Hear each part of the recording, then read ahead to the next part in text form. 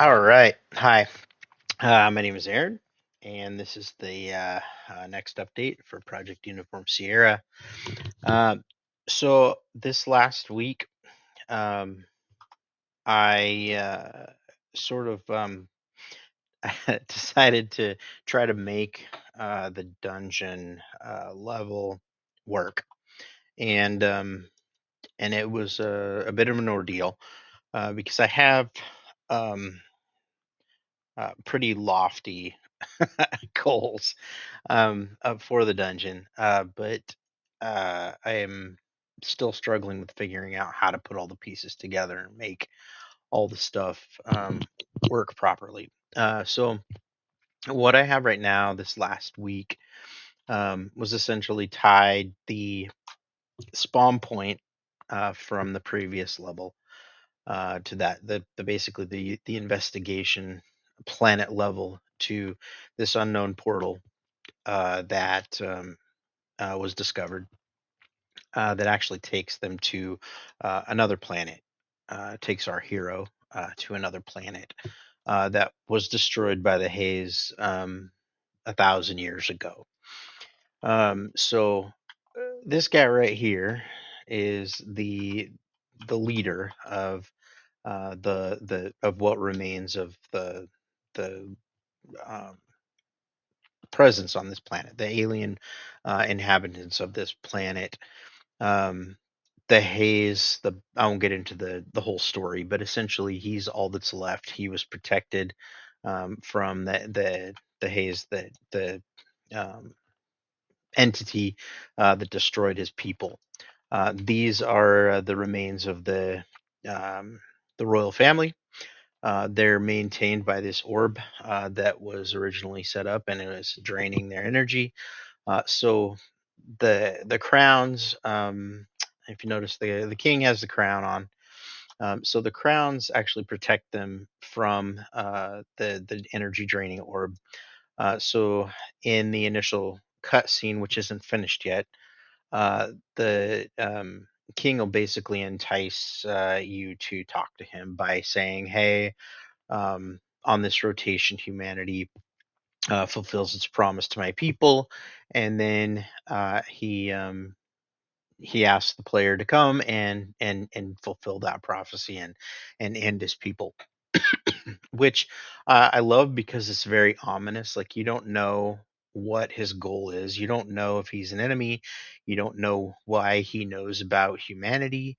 You don't know anything. You don't know why he wants you to kill him, which is really cool. So I love that line, and I'm looking forward to being able to flesh out the rest of the sequence so that it makes a bit more sense. So he has his crown, and so he's been stuck, basically suspended, um, in time for millions of years, and so he can only communicate through telepathy. He's communicating with your player character. So these guys, again, obviously they've seen better days. So they have the crowns. The crowns are actually part of the blueprint, and for the life of me, I cannot figure out um, my why I can't get the crown mesh to actually show up. Um, so it's supposed to be not rendered when you first move within inside their um, interaction sphere, and then once you have the crown, you're supposed to be able to interact, and the crown will appear. But I haven't figured it out. It's still telling me it's failed every time.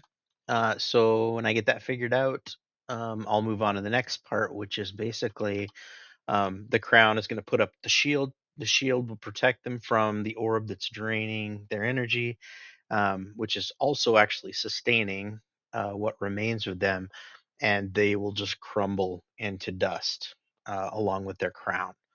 And then the king will thank you, say, "Hey, you put my family to rest, and you've ended our suffering." Because that's what was foretold, is that humanity would end them, even though they're not the source of the destruction of their people. It's all very, very dramatic and exciting. So, anyways, all that to say, um, I haven't finished the end cutscene, and so I'm gonna keep working on it. But just getting so like the enemies to spawn and getting the crowns hooked up um, was a lot of work for a week. So I'm actually really happy with how it all turned out.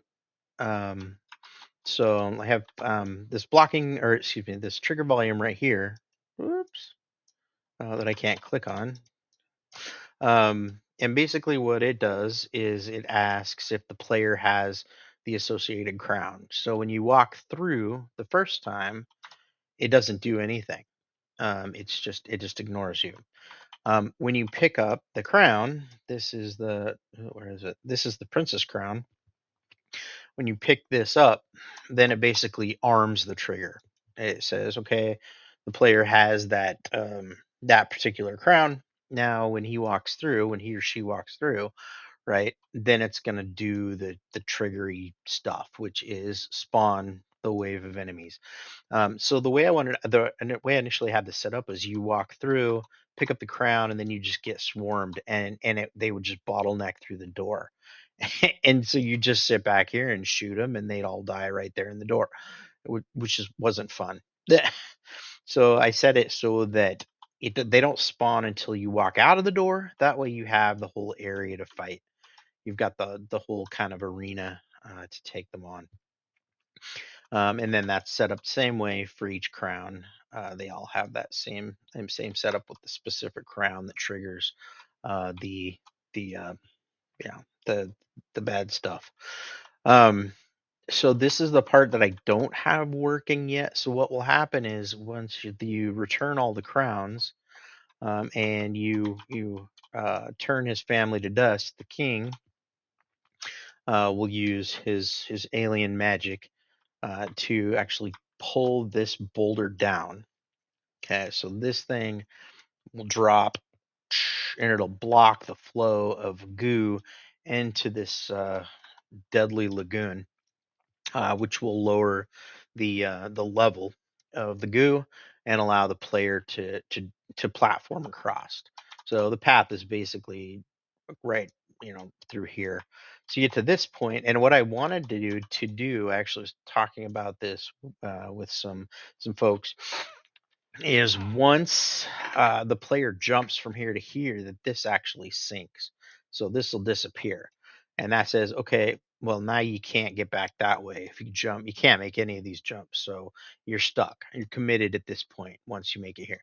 So I think this works as far as a design because but when the player is coming across the platform section of this area, now everything that's over here is done, right? There's nothing left to do. Um, but when once they get over here, they have to figure out another way back, because at some point they'll probably need to talk to the king again. So I haven't. This is all. I haven't fleshed out the rest of the dungeon, so it's actually a pretty big space in total. But just this first part is it doesn't require them to go back here. Um, they just have to get across here so that they can deactivate the force field and move on. Trying to think what else I worked on this last week. I think that's about it. So I'm going to show the the the it's not even a sequence. All it is disable player movement and zoom up on the king. Um, it will be a devastatingly obscure uh, cutscene with all kinds of drama and tears and feelings, lots and lots of feelings. Uh, but for now, this is what it is.